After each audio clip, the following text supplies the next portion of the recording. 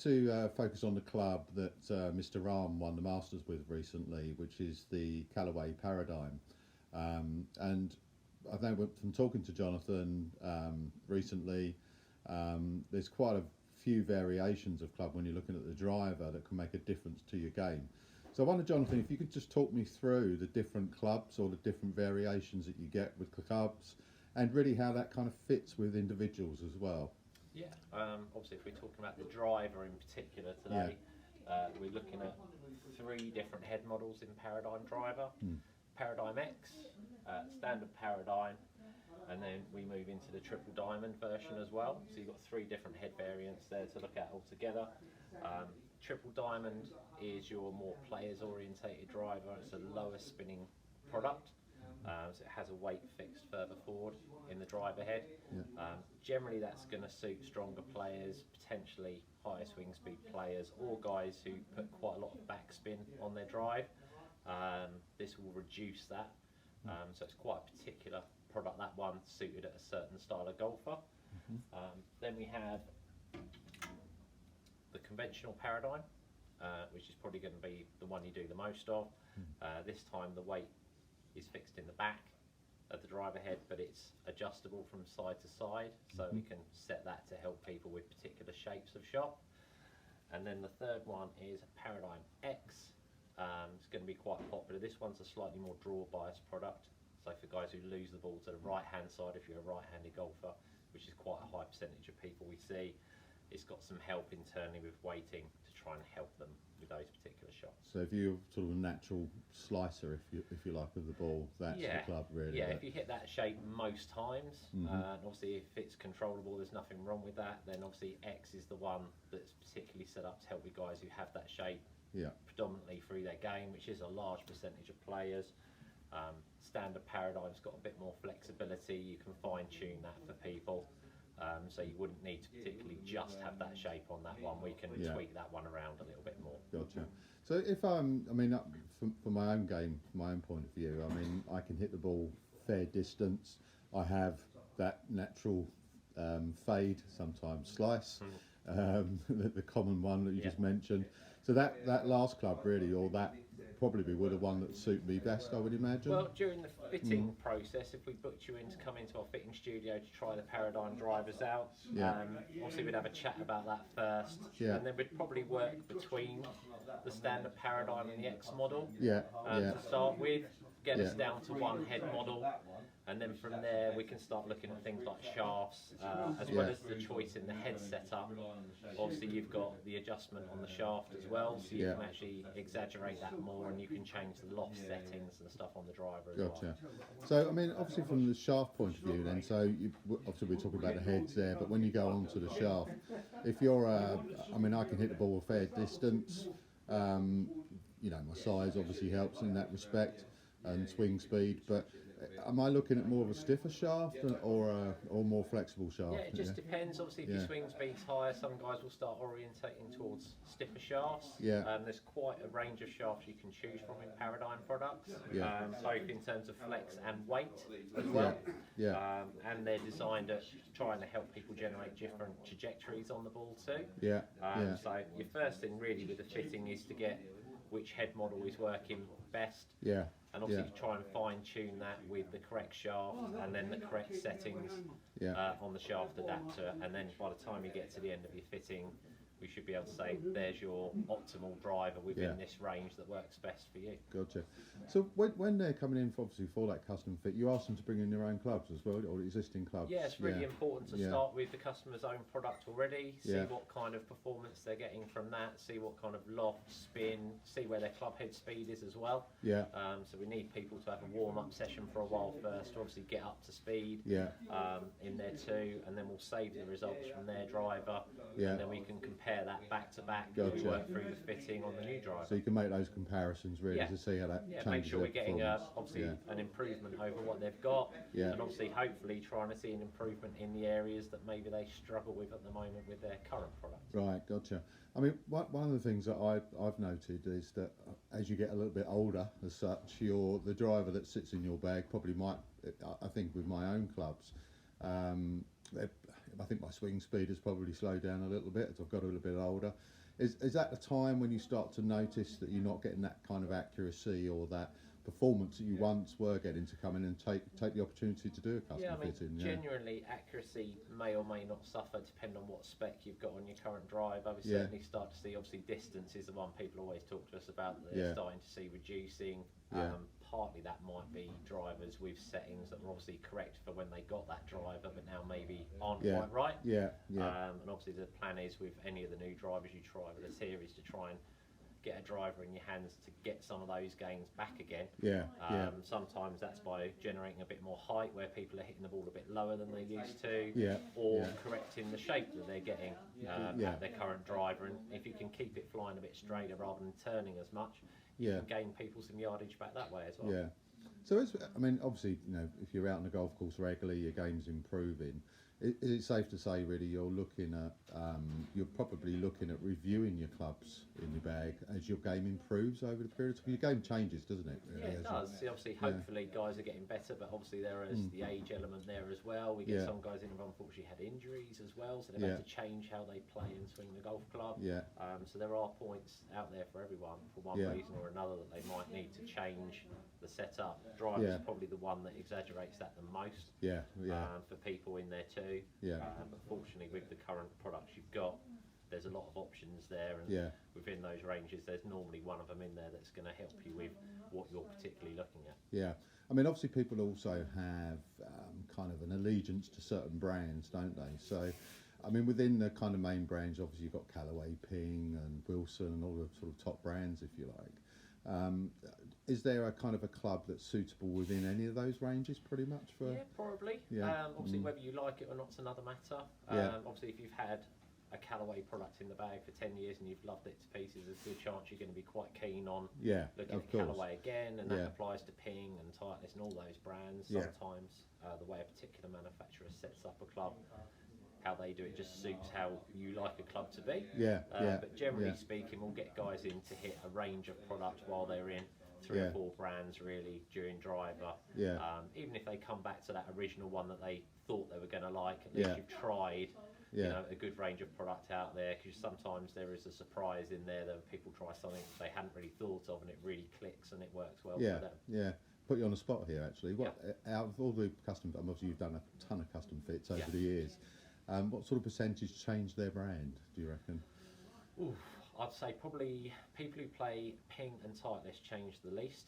Oh, really? They've probably got the 2 most sort of loyal customer bases of any of the brands. Callaway, TaylorMade guys tend to jump around a little more, so it's more dependent on how good the particular product is at that point that they're trying. That's interesting. As to which one they'll go with. So there's a lot of brand loyalty with sort of Ping and Titleist. Ping and Titleist, I would say, are the ones that I would always say have the most loyal following. You know, repeat purchase customers who don't really look at other brands as much out there. But generally, I think people are more open-minded these days, and they're more prepared to go on results when they're testing products, as opposed to just walking in and picking one off the rack and saying, I always use Titleist, I'll have another Titleist. So obviously they might go through a fitting and still come back to Titleist, but they like to have a look at some other things, look at just the so you're happy with what you're picking at the end, really. I mean, the options are important, aren't they? And I suppose when you then sort of work from the driver down to the irons, same process really, isn't it, I would imagine? Completely separate. So we're not fans of doing woods and iron fittings at the same time. Tend to find it's better to have a really good fitting session on either of those and then do the other ones separately, because you hit a lot of golf balls in either one of those two, and when you try and then move on to the next one, you've probably had the best out of people by then on that day. So we'd normally say to people, rather than trying to book in for irons and fittings together, irons and woods together, we do them separately. So we'll either do an iron fitting session or a wood fitting session. Hopefully have a really good session with someone out there. And then if they're looking at the other product, do that on another day when they're fresh again, and then go from there. That's interesting when you say when you're fresh, because I know from when you're on the driving range, you kind of go between clubs and all of a sudden it goes wrong and you think, well, hang on a minute, I was hitting that 9-iron beautifully off the you normally mat. See with a lot of people, they hit quite a lot of balls, and the last 10-15 minutes they're really just getting rid of the ones that are left. But they've kind of gone past their best bit, and that's the same with club fittings. You start a bit slow while people are warming up.